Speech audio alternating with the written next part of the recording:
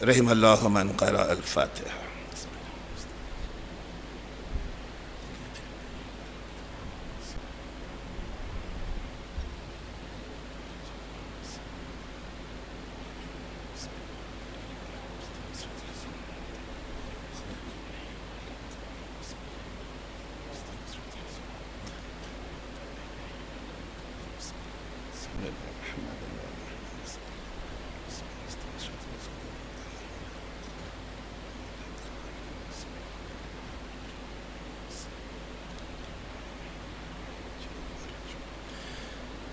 سامعین گرامی قدر، التماس سورہ فاتحہ برائے سال ثواب کل ارواح مومن و مومنات اپنے گزشتگان کو شامل کیجیے گا.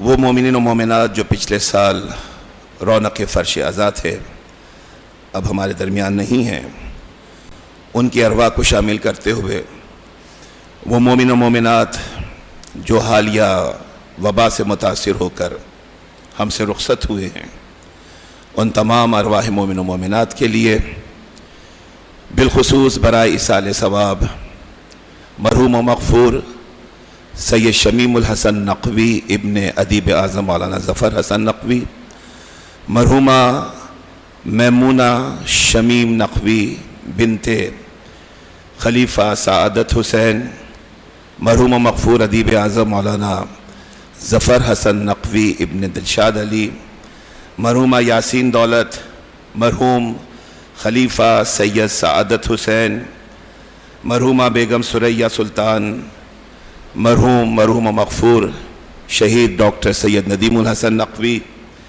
مرحوم فضل کریم خلجی، مولانا ظفر حسن قبلہ کے خاندان کے جملہ مرحومین کے لیے، خلیفہ سعادت حسین کی خاندان کے مرحومین کے لیے، اور برائے ایصال ثواب مرحوم الحاج عاشق حسین محمد علی راشد، مرحوم عبدالحسین احمد، مرحومہ فاطمہ عبدالحسین، مرحوم غلام عباس حسن علی، مرحومہ فضیلہ عبدالحسین، مرحوم یوسف علی لال جی، مرحوم محمد علی یعقوب، مرحوم محمد رضا ابن حسن احمد حسین، مرحوم امیر علی منکانی اور ان کے خاندان کے جملہ مرحومین کے لیے، مرحوم ابراہیم اللہ رکھیا اور ان کے خاندان کے جملہ مرحومین کے لیے، مرحوم حبیب اسماعیل ایڈن والا ان کے خاندان کے جملہ مرحومین کے لیے، مرحومہ سکینہ بائی، مرحومہ زینب ابراہیم اللہ رکھیا، مرحوم سجاد ابن اکبر چیول والا، مرحوم اکبر ابن کریم چیول والا، مرحومہ خاتون بنت سلطان علی مرزا، مرحوم منور ابن سلطان فاضل، مرحومہ مہر النساء بنت کرم علی چیول والا، مرحوم حسین مختار اور مرحومہ زہرہ مختار، مرحوم علی بھائی، مرحوم یوسف احمد خاندان اور مرحوم یوسف احمد اور ان کے خاندان کے جملہ مرحومین کے لیے، علی بھائی خاندان کے تمام مرحومین کے لیے، حاجی خاندان کے تمام مرحومین کے لیے، راجپر خاندان کے تمام مرحومین کے لیے، داتا دینار خاندان کے تمام مرحومین کے لیے، بند خدا کے تمام مرحومین کے لیے، علی بھائی رتنسی خاندان کے تمام مرحومین کے لیے، مرحوم محمود شوکت علی حاجی ان کے خاندان کے جملہ مرحومین کے لیے، سومجی خاندان کے جملہ مرحومین کے لیے، فرشتہ خاندان کے جملہ مرحومین کے لیے، روحیل خاندان کے جملہ مرحومین کے لیے، مرحومہ نور بانو رجب علی اور رجب علی روپانی اور ان کے خاندان کے تمام مرحومین کے لیے، مرحوم اکبر علی قاسم علی شیب جی ان کے خاندان کے تمام مرحومین کے لیے، تمام ارواح مومن و مومنات کے لیے، تمام شہدائے ملت جعفریہ کے لیے ثواب الفاتحہ.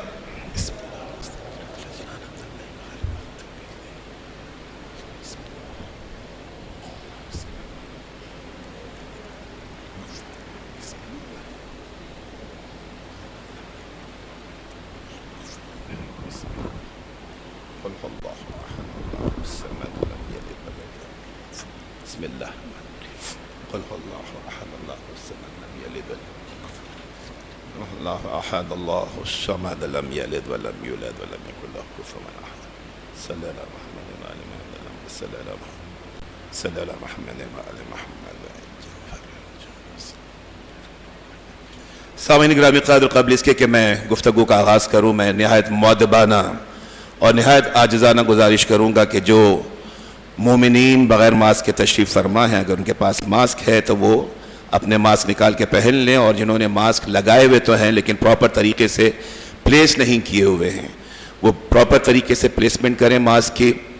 یہ سوچ کے کریں کہ دیکھیں یہ ہمیں ہدایت ہے. آپ ہیلتھ اتھارٹیز کو نہ دیکھیں، آپ ڈاکٹرز کی بے شک ہدایات کو نہ مانیں، لیکن ہر مرجع کے دفتر سے ہمارے لیے ہدایات یہی جاری کی جا رہی ہیں. اس لیے ایک منظم، باشعور اور ایک متحد قوم ہونے کی علامت اسی میں ہے کہ جو ہمیں دفتر مراجع سے ہدایات جاری کی جا رہی ہیں ہمارے لیے، ہم انہیں عملی جامہ پہنائیں اور ایک بہتر، باشعور اور منظم قوم ہونے کا ثبوت پیش کریں.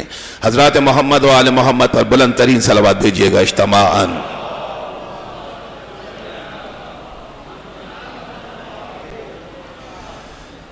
اعوذ باللہ السمیع العلیم من الشیطان اللعین الرجیم.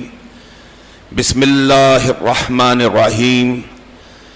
الحمد للہ الذی ہدانا لہذا وما كنا لنهتدي لولا ان هدانا الله لقد جاءت رسل ربنا بالحق الحق بالقاسم محمد. اللهم صل.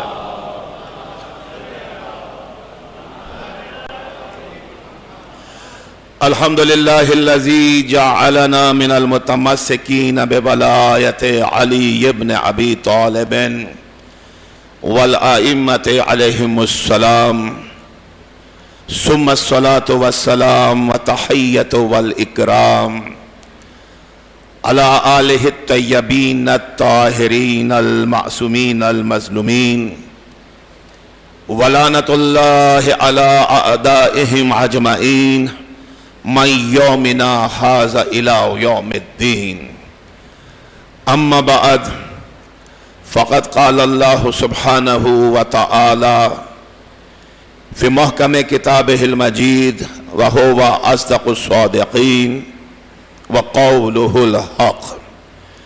بسم اللہ الرحمن الرحیم. وما محمد الا رسول. درود بر محمد و آل محمد.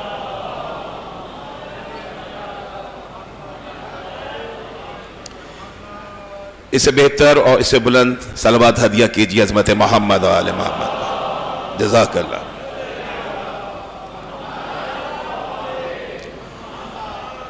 سامعین گرامی قدر، بزرگان محترم، نوجوانان ملت، دو معصومین علیہم السلام کی شب شہادت ہے. آج کی رات بہت بڑی رات ہے. دو معصومین کی شب شہادت کے حوالے سے منعقد کی جانے والی اس مجلس عزا کے لیے سرنامہ کلام سورہ مبارک کے آل عمران کی 144ویں آیت کو تلاوت کیا گیا. آج کے مجلس کے اختتام پر تابوت سبط اکبر امام حسن مجتبیٰ علیہ الصلاۃ والسلام برآمد ہوگا.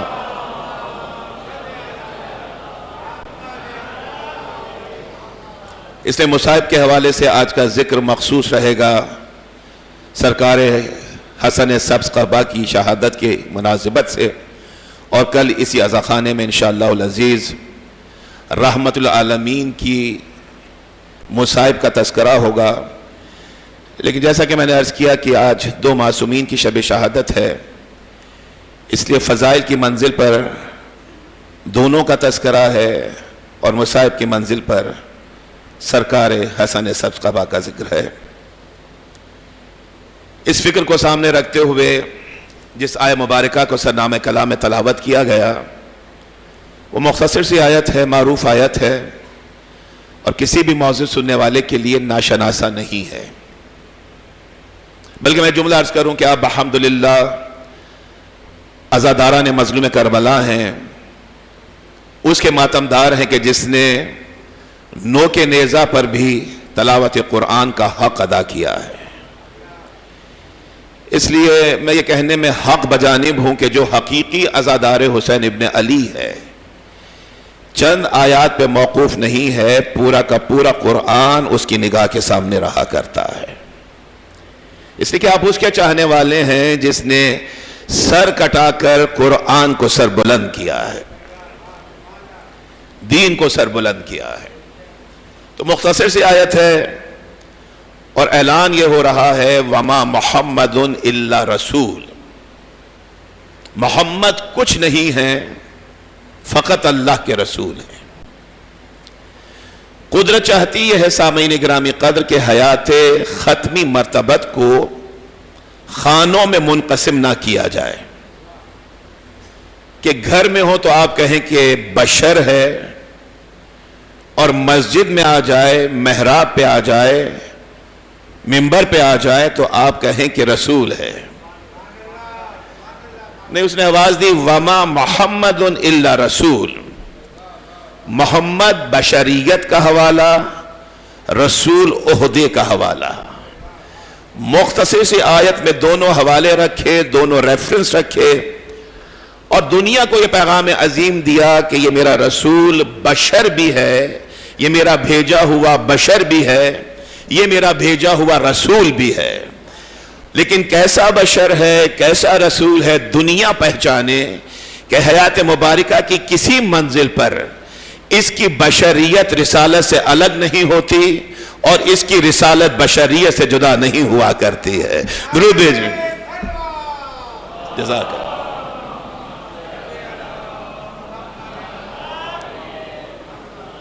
تمہید پہ رکے بغیر دو جملے ہدیہ کر کے آگے بڑھوں گا کہ یہ بیک وقت ایٹ دا سیم ٹائم یہ بشر بھی ہے، یہ رسول بھی ہے۔ لیکن کیسا بشر ہے، کیسا رسول ہے، ان دو جملوں کی قدر کیجئے گا۔ ایسا بشر ہے کہ جس کی بشریت کا خمیر رسالت سے اٹھایا گیا ہے۔ یہ ایسا بشر ہے کہ جس کی بشریت کا خمیر رسالت سے اٹھایا گیا ہے، اور یہ ایسا رسول ہے کہ جس کی رسالت بشریت کے سانچے میں ڈھلی ہوئی ہے۔ درود بھیجیے عظمت محمد و آل محمد پر۔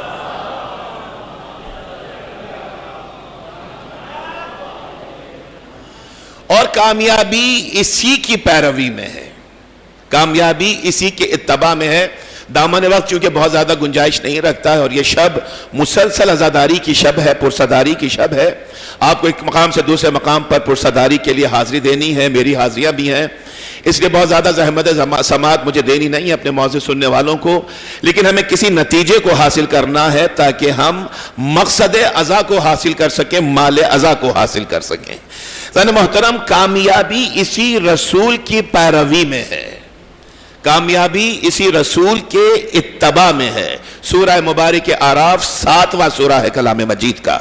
سورہ مبارک اعراف کی آیت میں آواز دی، آیت کا نشان 157، ارشاد ہوا فَالَّذِينَ آمَنُوا بِهِ وَعَزَرُوهُ وَنَصَرُوهُ وَاتَّبَعُوا النُّورَ الَّذِي أُنزِلَ مَعَهُ أُولَئِكَ هُمُ الْمُفْلِحُونَ۔ اس رسول کا مقام و مرتبہ یہ ہے کہ فَالَّذِينَ آمَنُوا بِهِ، جو لوگ اس رسول پر ایمان لائے، وَعَزَرُوهُ، اور اس رسول کی تعظیم کے حق کو ادا کیا ہے، وَنَصَرُوهُ، اور اس رسول کی مدد کی ہے، وَاتَّبَعُوا النُّورَ الَّذِي أُنزِلَ مَعَهُ، اور اس نور کا اتباع کیا ہے جو اس رسول کے ساتھ نازل ہو رہا ہے۔ درود بھیجیے عظمت محمد و آل محمد پر۔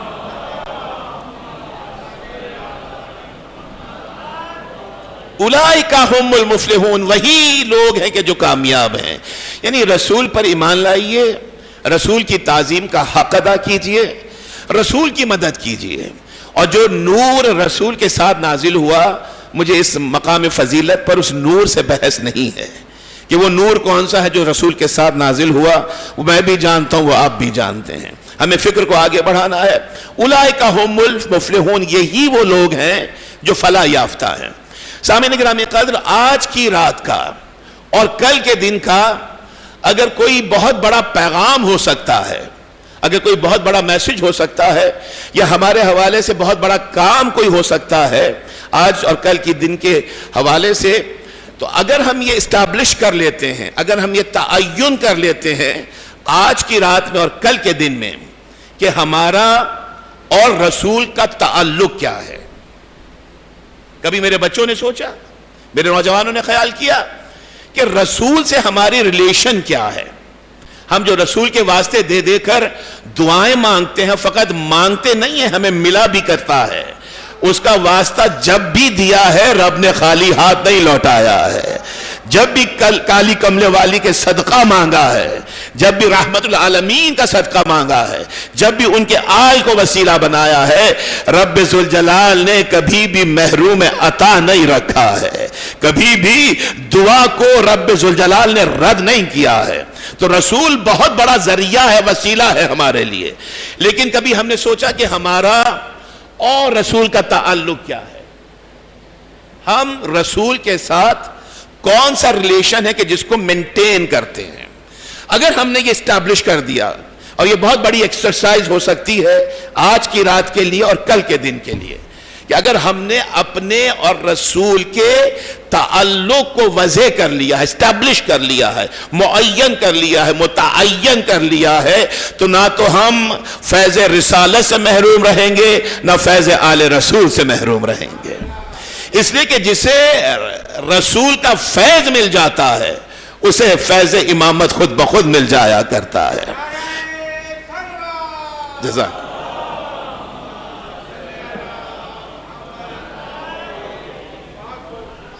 اب دیکھیں اسٹیبلش یہ کرنا ہے کہ ہمارا اور رسول کا تعلق کیا ہے. ہم جو تذکرے کرتے ہیں رسالت کے، ابھی 3 دن گزریں گے اور رسول کی ولادت کا مہینہ ہوگا، میلاد کا مہینہ ہوگا، اور آپ انشاءاللہ العزیز 8 ربیع الاول کے بعد رسول کی آمد کے حوالے سے خوشیاں منائیں گے. لیکن رسول کی وفات ہو یا شہادت ہو اب یہ الگ موضوع ہے. لیکن اب جس طرح سے جناب سیدہ عالم کے حوالے سے ہم نے لفظ وفات کو ریپلیس کیا، اب شہادت سیدہ کا تذکرہ ہے. اسی طرح سے آنے والا زمانہ انشاءاللہ دنیا ریئلائز کرے گی کہ رسول نے وفات نہیں پائی تھی، رسول کو شہید کیا گیا تھا. درود بھیجیں عظمت محمد و آل محمد پر. میں اس موضوع کی طرف نہیں جانا چاہتا ہوں، لیکن دیکھیے ہمیں اسٹیبلش کرنا ہے، چاہے وہ وفات کی رات ہو، رسول ہم سے رخصت ہو رہے ہیں، وفات کی شب ہو، رخصت کی شب ہو، یا ولادت کا دن ہو، ہمیں یہ اسٹیبلش کرنا ہے کہ ہمارا تعلق رسول سے کیا ہے، کیا ہونا چاہیے، کیسا ہونا چاہیے. میں زیادہ زحمت نہیں دوں گا، ایک روایت مستند روایت ہے، اور یہ روایت ہمیں یہ بتاتی ہے کہ ہمارا اور رسول کا تعلق کیا ہے. ایک صحابی رسول ہیں جن کا نام ہے زید ابن ثابت انصاری. کیا نام ہے؟ زید ابن ثابت انصاری. سب بزرگ جانتے ہیں، میرے دوست جانتے ہیں. یہ پیغام ان بچوں کے لیے، نوجوانوں کے لیے. جناب زید ابن ثابت انصاری صحابی رسول ہیں اور محبان محمد و آل محمد میں شامل ہیں. جناب زید کا مقام و مرتبہ یہ ہے کہ جب جناب زید اس دنیا سے رخصت ہو گئے اور بعد رسالت اہل بیت محمد پر ظلم روا رکھا گیا، تو امیر کائنات جن اصحاب رسول کو یاد کر کے روئے ہیں، گریہ فرمایا ہے، ان اصحاب رسول میں ایک نام جناب زید ابن ثابت انصاری کا بھی ہے. نہج البلاغہ کا خطبہ ہے جس میں ذکر کیا گیا ہے. میرے مولا نے یہ آواز دی ہے کہ اگر آج زید ابن ثابت جیسے اصحاب موجود ہوتے تو آل رسول کو اس طرح سے نہ ستایا جاتا. یہ مقام ہے جناب زید ابن ثابت انصاری کا. اور جناب زید ابن ثابت انصاری کا میرے بچوں، میرے نوجوانوں، جو سب سے بڑا حوالہ ہے وہ حوالہ یہ ہے کہ جناب زید کا ایک لقب ہے ذو شہادتین. ذو شہادتین، ذو کے معنی کیا ہے؟ دو کے. جیسے ذو معانی گفتگو، وہ بات کہ جس کی 2 معانی ہو یا زیادہ معانی، ذو کہتے ہیں 2 کو. تو ذو کا مطلب ہے 2. اور یہ ذو کا لفظ آپ کے لیے نا آشنا نہیں ہے، نا شناسا نہیں ہے، اس لیے کہ آپ صاحب پہ ذوالفقار کے چاہنے والے ہیں. درود بھیجئے گا عظمت محمد و آل محمد پر. لیکن اسے بے تسلوات ہدیہ کیجئے حضرات محمد و آل محمد پر.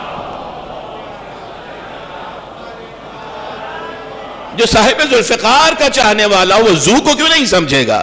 میرے 5ویں امام محمد باقر علیہ السلام سے یہ روایت موضوع کے مطابق تو نہیں ہے، لیکن میں اپنے بچوں کو شامل کرنے کے لیے، نوجوانوں کو شامل کرنے کے لیے، میرے 5ویں امام سے کسی نے پوچھا تھا کہ آقا آپ کے جد کی تلوار کو ذوالفقار کیوں کہتے ہیں؟ 2 دھاری تلوار، ایک تو آپ شیپ کے حساب سے بھی دیکھیے، 2 دھاری تلوار ذوالفقار کیوں کہتے ہیں؟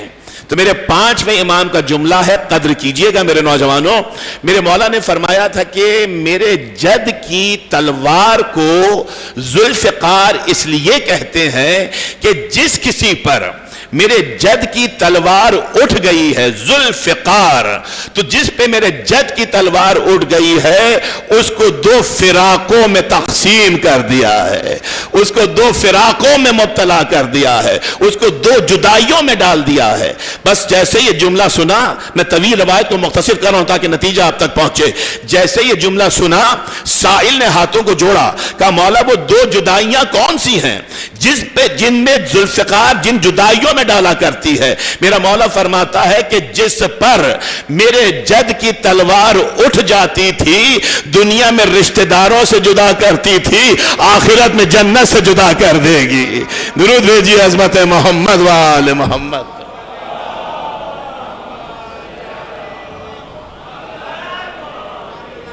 یہ 5ویں امام کی روایت۔ اچھا، ذو کے معنی کیا ہے؟ 2۔ جناب زید ابن ثابت کا لقب ہے ذو شہادتین، اور یہ لقب کس نے آنر کیا؟ اس صحابی رسول کو۔ اس نے یہ لقب عطا کیا جس سے زیادہ سچا انسان اس آسمان نے نہیں دیکھا ہے، جس سے زیادہ سچے انسان کا بوجھ اس زمین نے نہیں اٹھایا ہے۔ احمد مجتبی محمد مصطفیٰ صلی اللہ علیہ وآلہ وسلم۔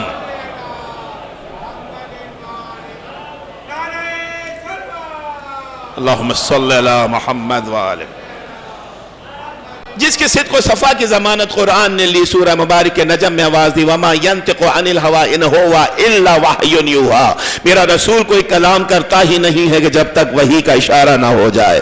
تو وحی الہی میں کہ سانچے میں ڈھلی ہوئی زبان صدق و صفا سے رسول نے جناب زید ابن ثابت انصاری کو کہا، یا زید انت ذو شہادتین، اے زید تیرا لقب ذو شہادتین ہے۔ کیا مطلب ہوا؟ کہ دیکھیے میں آپ ہم جو بھی کسی معاملے میں گواہی دیں گے، ہماری مرد کی گواہی ایک تصور کی جائے گی، لیکن جناب زید کو رسول نے یہ گواہی، یہ بشارت دی ہے، یہ لقب دیا ہے، نہ ان سے پہلے کسی کو ملا نہ اس کے بعد کسی کو ملا، کہ زید جب بھی تو گواہی دے گا میں ضمانت دے رہا ہوں کہ تیری ایک گواہی کو 2 تصور کیا جائے گا۔ آپ میرے ساتھ ہیں؟ تو جناب زید کی ایک گواہی 2 تصور کی جائے گی۔ تو what was so special about him؟ ایسا کیا تھا جناب زید ابن ثابت انصاری میں کہ رسول نے کہا کہ آپ کی ایک گواہی ہوگی، لیکن مسلمانوں کو میں پابند کر رہا ہوں کہ آپ کی ایک گواہی کو 2 مانا جائے گا۔ روایت ہے، طویل ہے، میں مختصر کروں گا تاکہ آپ تک نتیجہ پہنچے۔ تو جناب زید کی حیات میں ایسا کیا ہے؟ مستند ترین روایت، رسول مدینے سے باہر تشریف لے گئے ہیں کسی کام کے لیے، واپس آ رہے تھے، صبح کا وقت تھا، ابھی صبح صادق شروع نہیں ہوئی تھی۔ رسول مدینے میں داخل ہوئے، شہر میں داخل ہوئے، اب رسول چلے جا رہے ہیں اپنے حجرے کی طرف، مسجد نبوی کی طرف، توجہ رکھیے گا، مسجد نبوی کی طرف جا رہے ہیں۔ رسول نے دیکھا کہ رسول کے آگے آگے ایک یہودی ہے، آپ سب میرے ساتھ چلیے گا، رسول کے آگے ایک یہودی جا رہا ہے، اور یہودی کے ہاتھ میں ایک انتہائی خوبصورت گھوڑے کی باغ ڈور ہے، لجام ہے۔ رسول نے دیکھا کہ گھوڑا خوبصورت ہے، رسول کو پسند آیا، رسول نے چاہا کہ اس گھوڑے کو خرید لیں۔ رسول آگے بڑھے اور اب اس یہودی سے گفتگو کرنا شروع کی، توجہ رکھیے گا، اس یہودی سے گفتگو کرنا شروع کی، پوچھا کہ یہ گھوڑا تمہارا ہے؟ کہا ہاں میرا ہے۔ بیچو گے؟ ہم خریدنا چاہتے ہیں۔ پہلے تو کچھ تذبذب ہوا، پھر کہتا کہ ہاں ٹھیک ہے بیچتا ہوں، لیکن کیا دام لگائیں گے؟ اب معاملہ طے ہوا، ایک اس کی قیمت مقرر ہوئی۔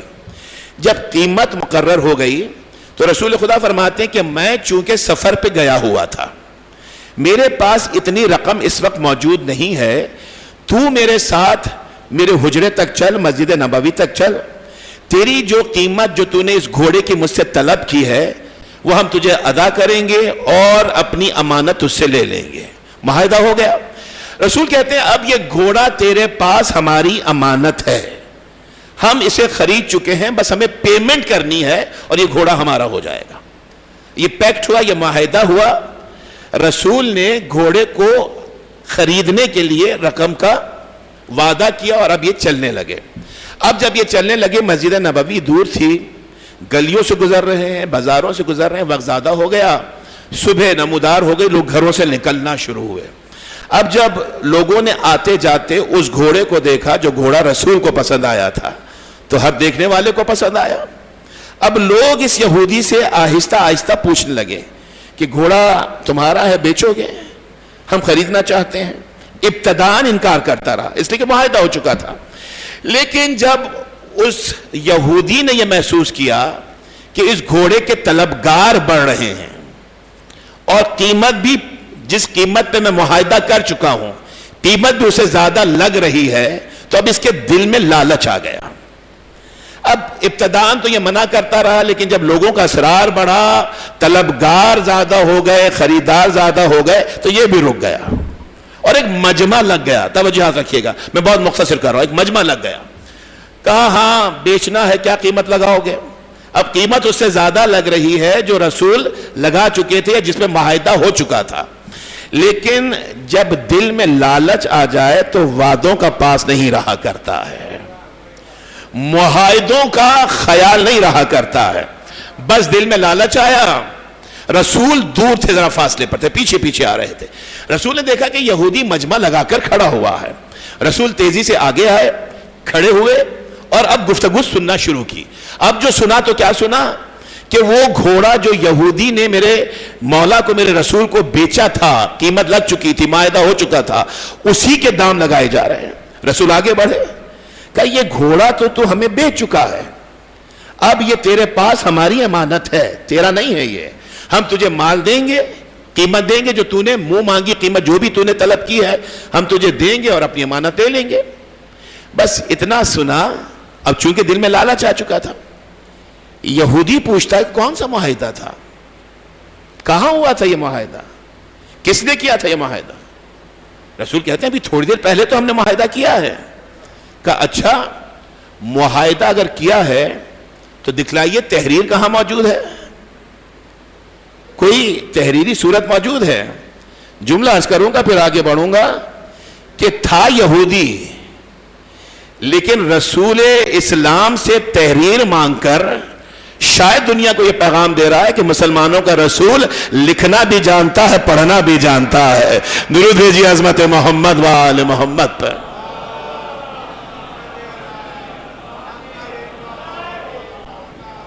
کا معاہدہ تو ہمارا کچھ نہیں ہوا تھا, یہ تو وربل پیکٹ تھا, ایک زبانی معاہدہ تھا. کہ اچھا اگر وربل تھا, زبانی تھا, تو کوئی گواہ ہے آپ کے پاس؟ دیکھیے ہمارا باٹم لائن میسج کیا ہے کہ we have to establish a relation between us and رسالت, کہ ہمارا اور رسول کا تعلق کیا ہے, ہمارا اور رسول کا ریلیشن کیا ہے. اور یہ روایت بہت واضح پیغام دے رہی ہے کہ اچھا معاہدہ اگر ہوا ہے تو گواہ کہاں ہے؟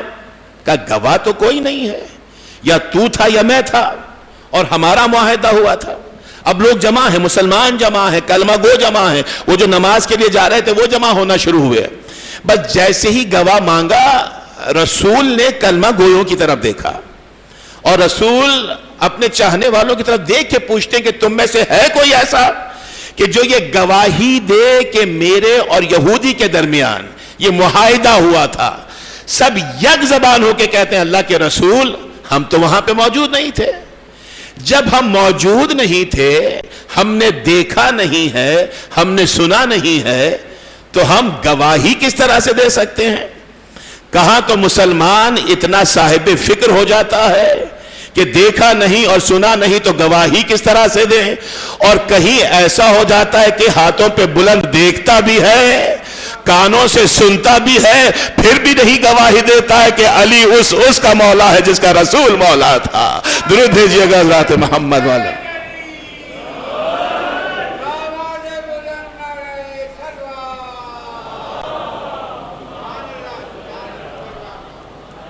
کہا اللہ کے رسول ہم تو وہاں پہ نہیں تھے، آپ ہی کی تعلیم ہے کہ جھوٹ نہیں بولنا چاہیے، اس لیے ہم تو گواہی نہیں دے سکتے ہیں۔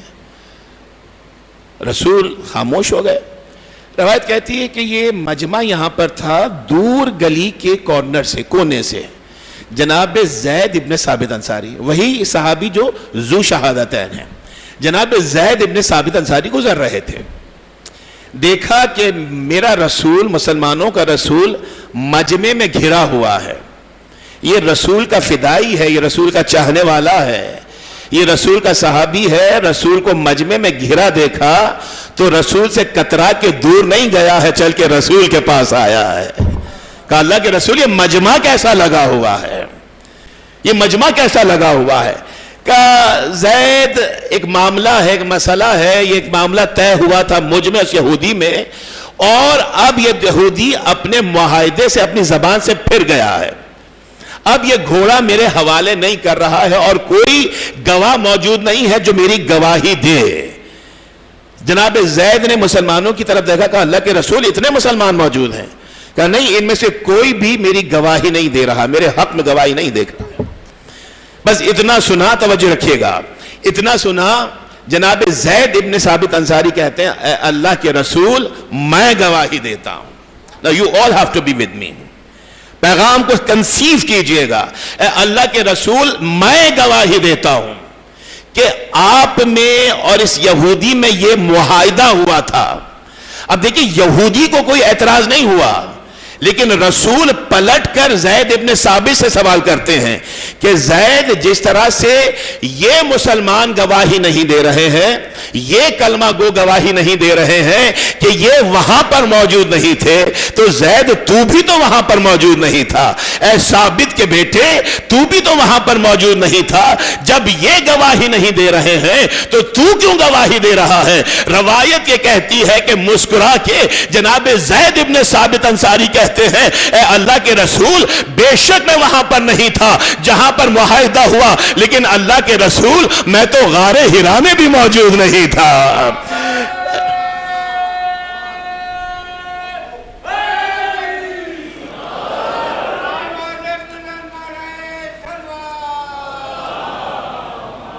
Now this is the conclusion کہ ہمیں اسٹیبلش کرنا ہے کہ میرا اور رسول کا ریلیشن کیا ہے، آپ کا رسول کا رشتہ کیا ہے۔ کہ اللہ کے رسول میں تو غار حرا میں بھی نہیں تھا، میں نے تو جبرائیل کو آتے ہوئے نہیں دیکھا ہے، میں نے تو وحی کو نازل ہوتے ہوئے نہیں دیکھا ہے، میں نے تو جنت کو نہیں دیکھا، میں نے تو دوزخ کو نہیں دیکھا، میں نے تو خدا کو نہیں دیکھا۔ جب اتنے غیب پر آپ کی زبان پہ ایمان لے آیا تو ان چیزوں کے سامنے اس گھوڑے کی حیثیت ہی کیا ہے؟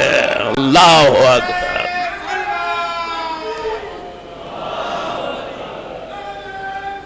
جزاک اللہ، جزاک شوکت بھائی سے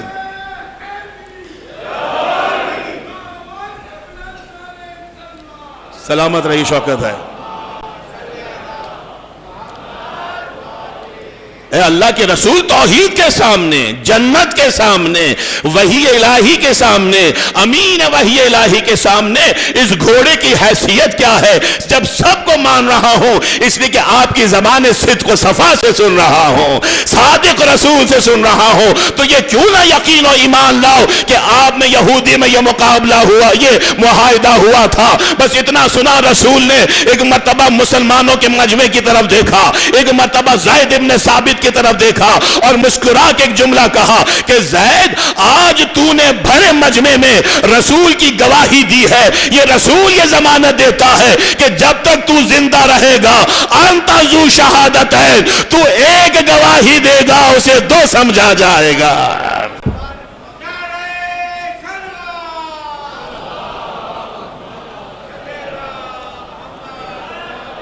اب مجھے روانی سے گزرنا، تو ایک گواہی دے گا اسے دو سمجھا جائے گا۔ تو what sort of relation زید ابن ثابت انصاری was having with رسول خدا सल्लल्लाहु अलैहि वआलिहि वसल्लम। कौन सा ताल्लुक था, कौन सा रिश्ता था? अजीजान मोहतरम, मेरे नौजवान दोस्तों, मेरे बच्चों, मैं अपने बुजुर्गों को अपने साथ अपना हमनवा बना रहा हूं, अपने दोस्तों को साथ हमनवा बना रहा हूं, इन मासूम बच्चों को पैगाम दे रहा हूं, इन नौजवानों को पैगाम दे रहा हूं जो आज इस घर से आए हैं कि सैयदुल अंबिया की बारगाह में जा रहे हैं, सिर्फ रसूल खुदा के फर्श पे जा रहे हैं, तो कुछ लेकर आना है, कुछ समेट कर आना है। तो ज़ैद इब्न साबित ने बतला दिया कि हमारा और रसूल का ताल्लुक भरोसे का ताल्लुक है, एतमाद का ताल्लुक है, ये ट्रस्ट का रिश्ता है, ये रिलेशन यकीन का, कन्विक्शन का रिश्ता है, ये रिश्ता भरोसे का रिश्ता है। अगर हमें रिसालत पर, रसूल पे भरोसा नहीं है तो फैज़ रिसालत नहीं है। देखिए रसूल की अमानतदारी और ईमानदारी क्या थी कि ज़बान रिसालत की थी, लेकिन जो नाजिल हो रहा था उसे कुरान कह रहे थे, जो रसूल फरमा रहे थे उसे हदीस कह रहे थे। यह है किरदार रसूल का। ज़ाने मोहतरम, आज आप उसी रसूल के फर्श पर आए हैं, आज आप उसके नवासे के फर्श फजीलत पर आए हैं, तो यह तयन कीजिए कि ज़ाते रिसालत पर एतमाद करना है, आले रसूल पर यकीन रखना है, भरोसे के रिश्ते को कायम करना है।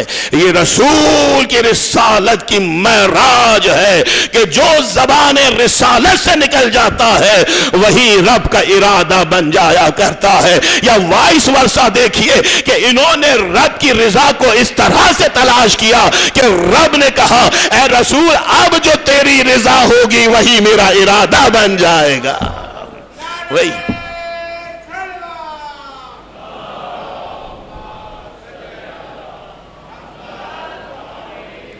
देखिए, मुझे आपका अपने जुमलों पर भरोसा चाहिए, आपका मुत्तफिक हो जाना चाहिए कि आप इस स्टेटमेंट से, ये जो हमने देखा कि हमारा और रसूल का रिश्ता ताल्लुक का रिश्ता है, भरोसे का रिश्ता है, अगर आप इससे एग्री करते हैं और मुझे बात को आगे बढ़ाना है तो इस एग्रीमेंट के सबूत के तौर पर बुलंदतरीन सलवात भेजिए अज़मत मोहम्मद व आले मोहम्मद। जज़ाकल्लाह।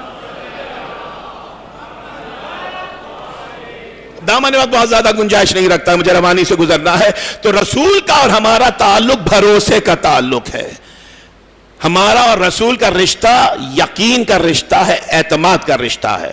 और जब ये स्टैब्लिश हो गया तो अगर रसूल किसी के लिए ही कहे लहमों का लहमी दमों का दमी, कि इसका गोश्त मेरा गोश्त है, इसका खून मेरा खून है, अगर रसूल किसी के लिए कहे फातिमा तो बाज़अतुम मिन्नी, फातिमा मेरे जिगर का टुकड़ा है, अगर रसूल किसी के लिए कहे अल हसन मिन्नी व अना मिनल हसन, अल हुसैन मिन्नी व अना मिनल हुसैन, हसन मुझसे है मैं हसन से हूं, और हुसैन मुझसे है और मैं हुसैन से हूं।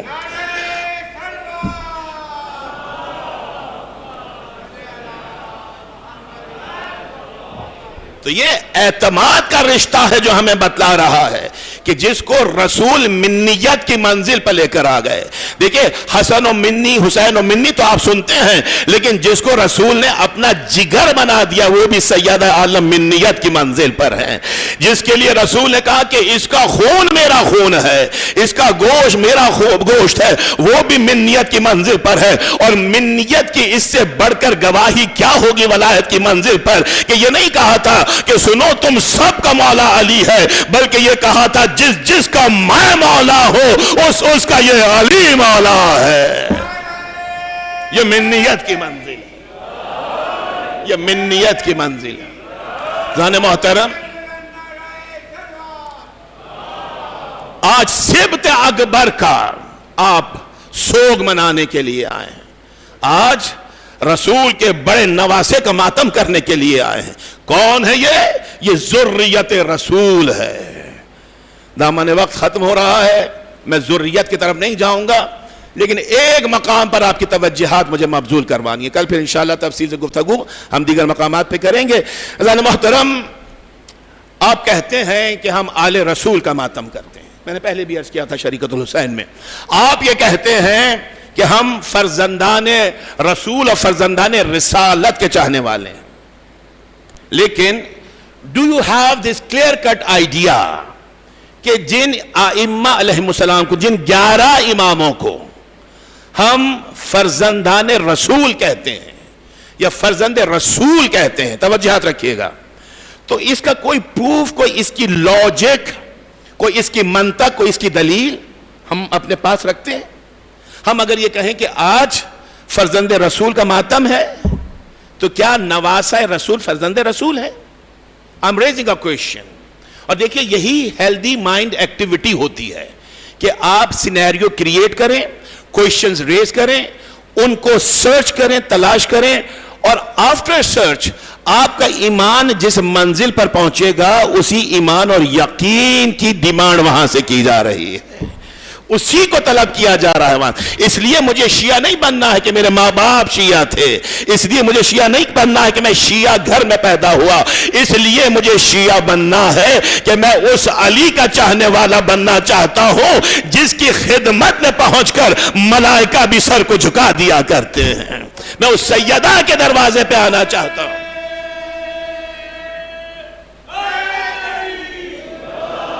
مجھے بتلائیے میرے بچوں، میرے نوجوانوں، مجھے تیزی سے گزرنے دیجئے گا اس لیے کہ دامن وقت ختم ہو رہا ہے اور ظاہر ہمیں ودن فریم آف ٹائم اپنی گفتگو کو مکمل کرنا ہے۔ فرزند رسول کیسے ہیں 11 امام؟ اجازت چاہوں گا آپ سے، ایگزیجریشن نہیں ہے، جب مشکل کوئی بھی درپیش ہو، اسے اصول ہے آپ کی زندگی کا، میں تو صرف آپ کو ریفریش کر رہا ہوں اس اصول کو آپ کے اذہان کے لیے، آپ کا یقین ہے آپ کے اذہان میں یہ اصول موجود ہے کہ خدا نہ کرے کوئی مشکل درپیش ہو تو کہیں نہ جائیے، مشکل کشا خانوادے کے دروازے کو تلاش کیجئے، درے مشکل کشا پہ آئیے۔ اس مشکل کشا گھرانے نے ہماری مشکل کو آسان کیا ہے۔ تو آئیے ہم دیکھتے ہیں کہ یہ فرزندان رسول ہیں یا نہیں ہیں۔ 7ویں امام کے حوالے سے اس روایت کو، بیٹا ابھی لائٹیں بند نہیں کیجئے گا، مجھے 5 منٹ دیجئے، لائٹیں ابھی بند کیجئے گا۔ 7ویں امام کے حوالے سے اس روایت کو ہر جید عالم نے تحریر کیا۔ دیکھیے رسالت کا میں نے تذکرہ کر دیا، 5 منٹ مجھے دیجئے، میں امامت کا تذکرہ کروں، میں مصائب کی طرف آ جاؤں گا اور وقت سے پہلے انشاءاللہ آپ کی زحمت سماعت کو مکمل کروں گا۔ 7ویں امام کے حوالے سے، ابھی آپ نے 7 سفر کو اپنے مولا کی ولادت منائی ہے، 7ویں امام کے حوالے سے ہر مستند کتاب میں ہر جید عالم نے اس روایت کو نقل کیا۔ اس میں دو رائے نہیں ہو سکتی ہیں کہ ہارون رشید کا دربار تھا، ہارون رشید نے میرے 7ویں امام باب الحوائج امام موسیٰ کاظم علیہ السلام سے پوچھا، اے موسیٰ ابن جعفر، آپ کے چاہنے والے آپ کو فرزند رسول کہتے ہیں اور آپ ان کی ممانعت نہیں کرتے ہیں۔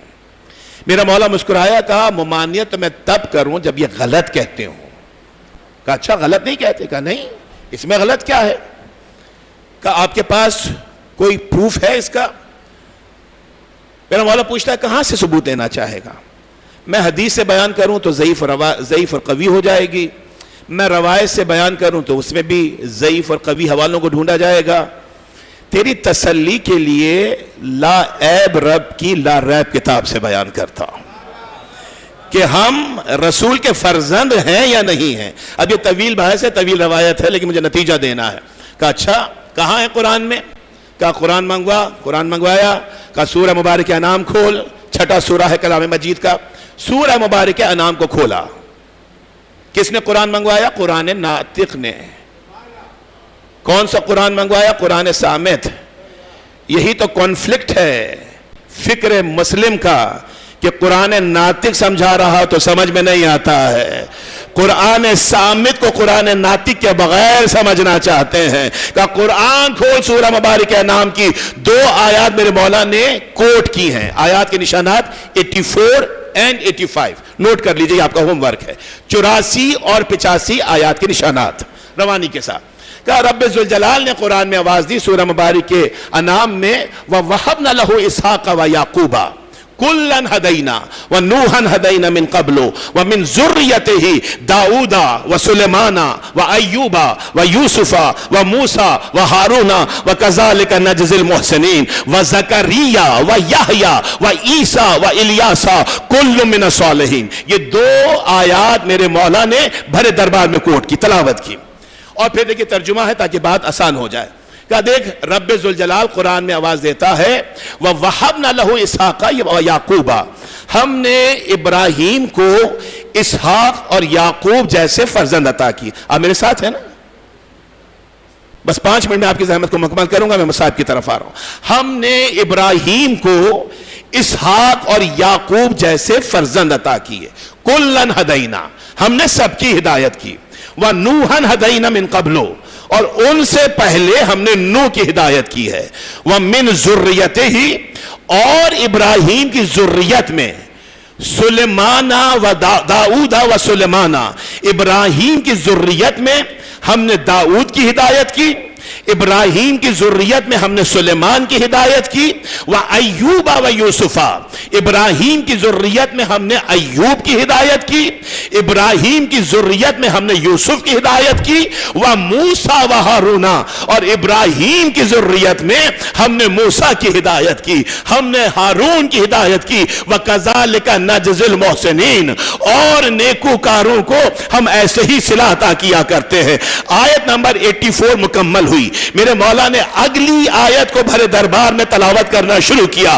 سن ہارون، میرا رب یہ کہتا ہے وَزَكَرِيَّا وَيَحْيَا وَعِيسَى وَإِلْيَاسَ، ہم نے ذریت ابراہیم میں زکریا کی ہدایت کی ہے، ہم نے ذریت ابراہیم میں یحییٰ کی ہدایت کی ہے، ہم نے ذریت ابراہیم میں عیسیٰ کی ہدایت کی ہے، عیسیٰ کی ہدایت کی ہے. توجہ رکھیے گا، ہم نے ذریت ابراہیم میں عیسیٰ کی ہدایت کی ہے. بس یہاں پر آ کر میرا 7واں امام رک گیا، ہارون کی طرف دیکھا کہ سن ہارون، قرآن میں میرے رب نے کہا کہ ہم نے ذریت ابراہیم میں عیسیٰ کی ہدایت کی ہے. تو کہتا ہے کہ ذریت بیٹے سے چلا کرتی ہے، بیٹی سے نہیں چلا کرتی، اس لیے ہم فرزند رسول نہیں ہیں. ہم فرزند علی تو ہو سکتے ہیں، فرزند فاطمہ تو ہو سکتے ہیں، فرزند محمد نہیں ہو سکتے ہیں. یہی تیرا اعتراض ہے نا؟ تو رب یہ کہتا ہے کہ ہم نے ذریت ابراہیم میں عیسیٰ کی ہدایت کی ہے. عیسیٰ کو ذریت ابراہیم میں رکھا.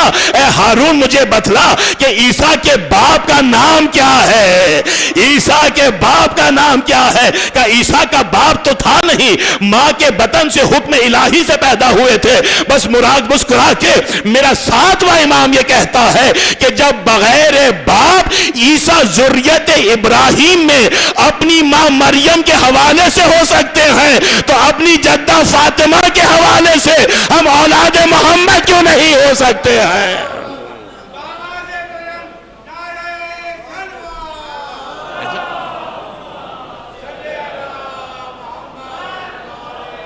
جب ماں کا حوالہ، مریم کا حوالہ عیسیٰ کے لیے مانے نہیں ہوا کہ ذریت ابراہیم میں شامل ہو جائیں، ماں کا حوالہ رکھا اس لیے کہ باپ نہیں تھا، تو اولاد، نسل یا ذریت ضروری نہیں کہ بیٹے سے چلے.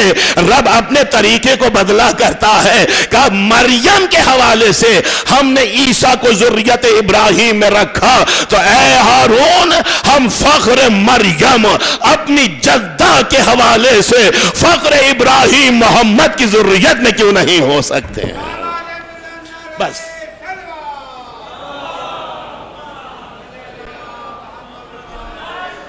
خاموش ہو گیا کہ بس ایک ہی آیت؟ کہ نہیں، آیتیں تو بے شمار ہے، تو کتنی جاننا چاہتا ہے؟ کہ ایک ہی آیت؟ نہیں، آیتیں تو بہت ہیں. میرے مولا نے ہارون کی طرف دیکھا کہ قرآن تو تو نے پڑھا ہوا ہے نا، مباہلہ پڑھا ہے، تاریخ کے اوراق میں بھی پڑھا ہوگا، قرآن میں بھی پڑھا ہوگا. مباہلہ جانتا ہے نا کہ رسول کس کس کو لے کر گئے تھے؟ کہا ہاں میں نے تاریخ میں پڑھا ہے. کہ قرآن نے کیا کہا تھا؟ سورہ مبارکہ آل عمران کی 61ویں آیت کو کوٹ کیا، فمن حجاک فیہ من بعد ما جاءک من العلم فقل تعالوا ندعو ابناءنا وابناءکم ونساءنا ونساءکم وانفسنا وانفسکم ثم نبتہل فنجعل لعنت اللہ علی الکاذبین. اے رسول، جب یہ علمی دلیل کے بعد بھی نہیں مانتے ہیں تو ان سے کہہ دو کہ ہم اپنے بیٹوں کو لاتے ہیں، تم اپنے بیٹوں کو لاؤ، ہم اپنی عورتوں کو لاتے ہیں، تم اپنی عورتوں کو لاؤ، ہم اپنے نفسوں کو لاتے ہیں، تم اپنے نفسوں کو لاؤ۔ بتا مجھے اے ہارون کہ بیٹوں کی منزل پر میرا جد اور تیرا رسول کس کو لے کر چلا تھا؟ کہ حسنین کریمین کو لے کر چلا تھا۔ کہ جب از روح قرآن بھی اور عمل رسول کے حوالے سے بھی میرے جد حسن اور حسین رسول کے فرزندوں میں شامل ہیں، تو ان کے فرزند بھی رسول کے فرزندوں میں شامل ہوں گے۔ بس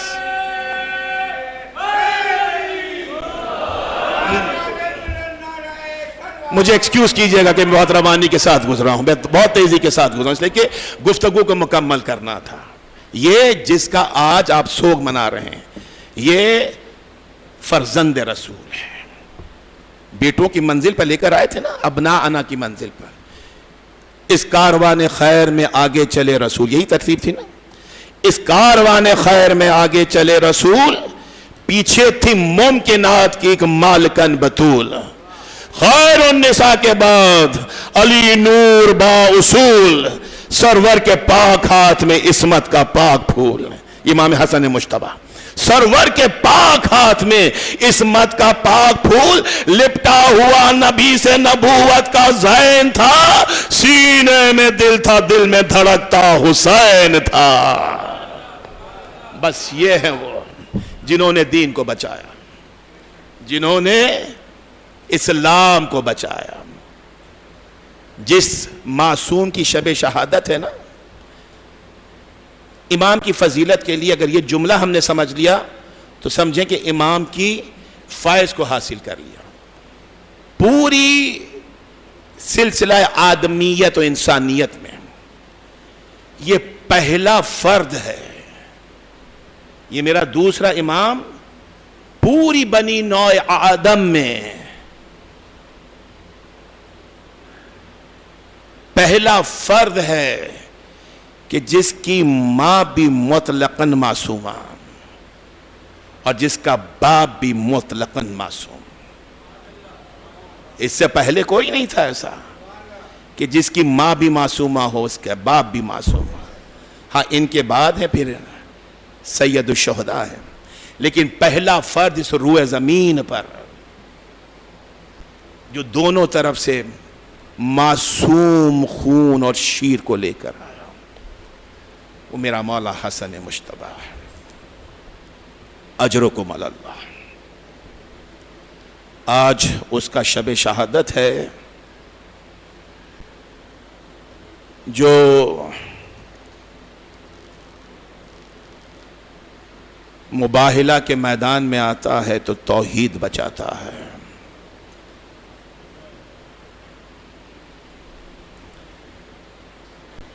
جو نظر کو پورا کرنے کی منزل پر آتا ہے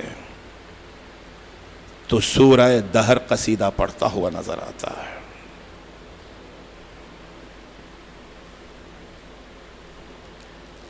کئی حوالوں سے اس امام کی شخصیت اور ذات مبارکہ ہمیں اپنی طرف متوجہ کرتی ہے۔ دیکھیں اس کی امامت کا آغاز بھی عجیب طریقے سے ہوا ہے۔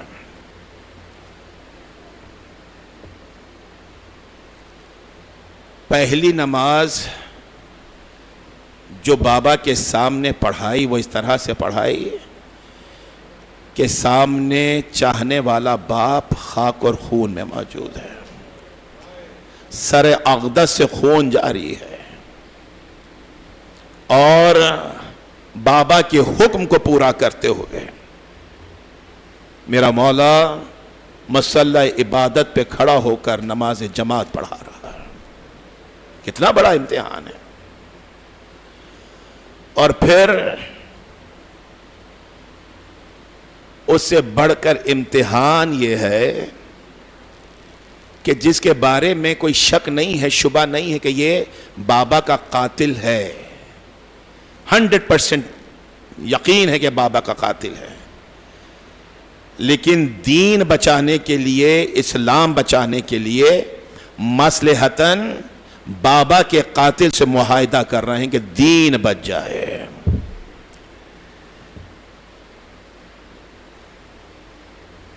اسلام بچ جائے. یہ صلح امام حسن مجتبی بہت اہم موضوع ہے.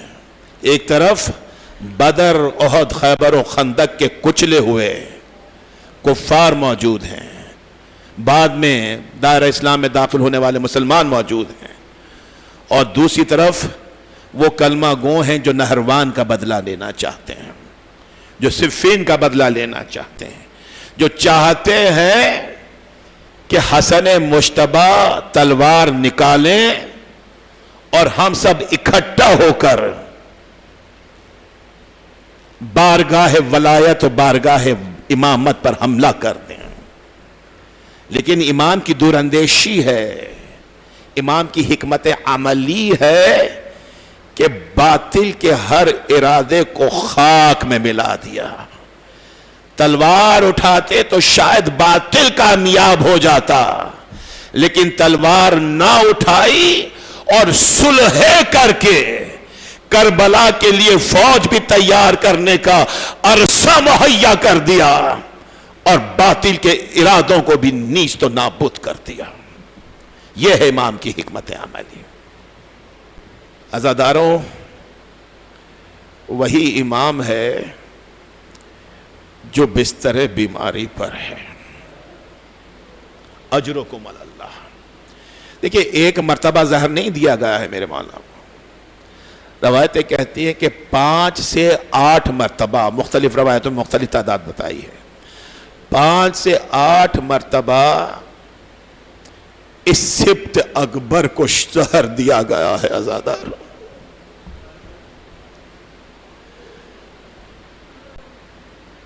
لیکن میرا مولا جانبر ہو جاتا تھا.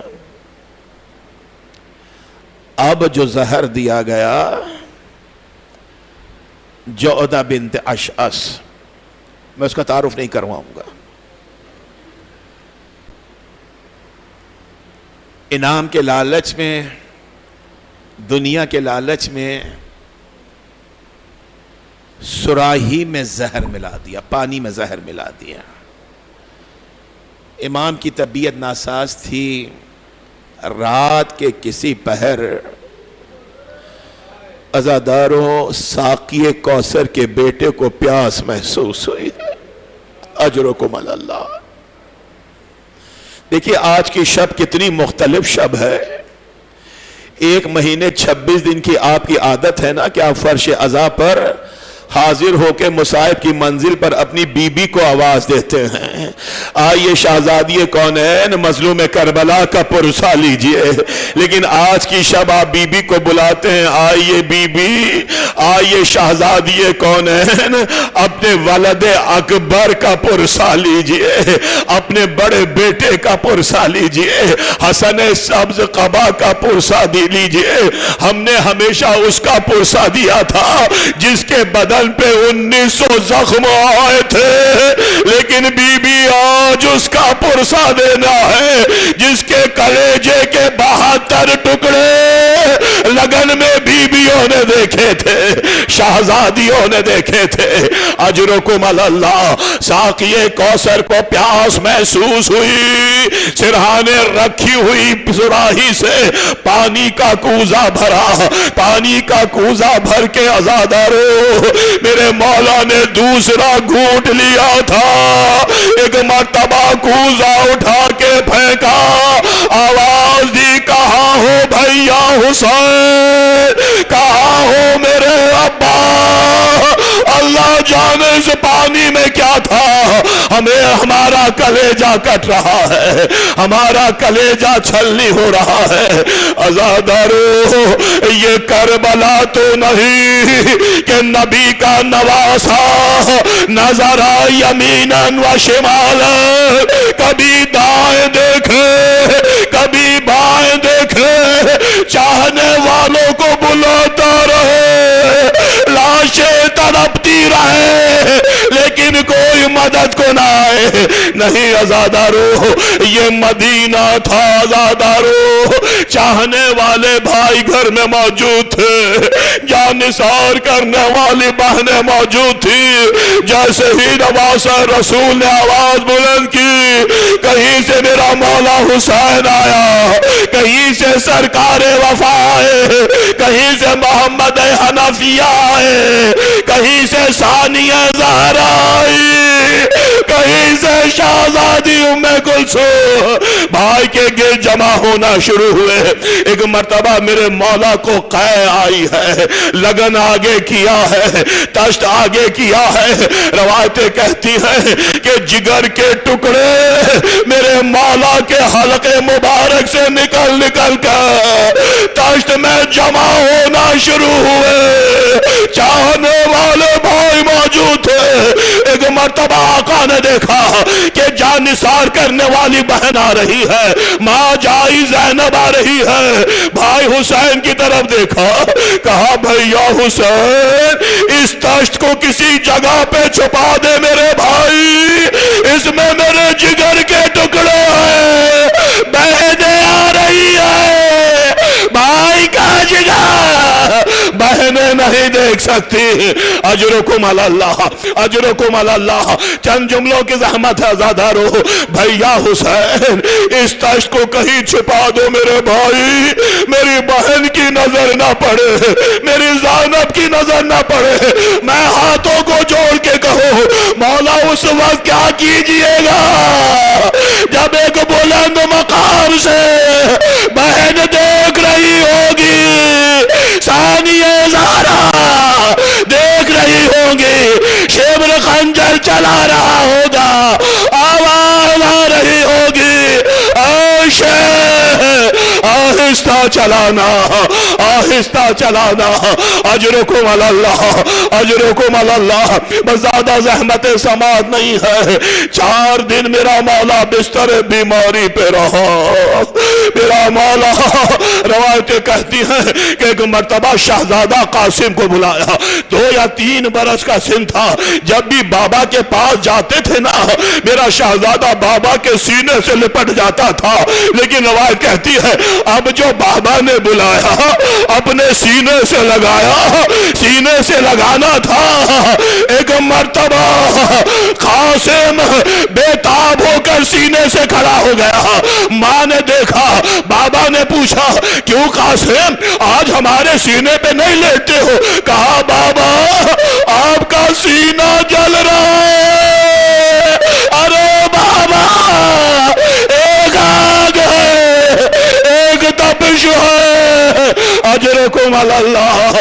بابا مجھ سے برداشت نہیں ہوتا.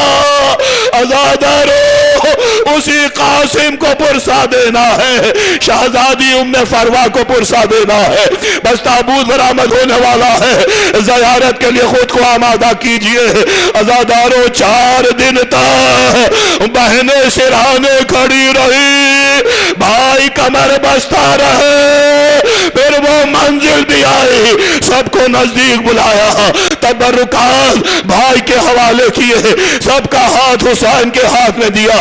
ہاتھ سے ایک نوشتہ لکھا، قاسم ابن حسن کے بازو پہ باندھا. بی بی کو دیکھا، کہا ام فروا ہم نہ رہیں گے بی بی جب میرے حسین پر کوئی برا وقت آئے تو اس نوشتے کو کھول لینا. بس حکم قضا نافذ ہوا. انا للہ و انا الیہ راجعون. وصیت تھی. جاتے جاتے بھائی سے کہا تھا بھیا ہمیں نانا کے پہلو میں دفن کرنا، ہمارا جنازہ لے کر جانا، نانا کے پہلو میں دفن کرنا.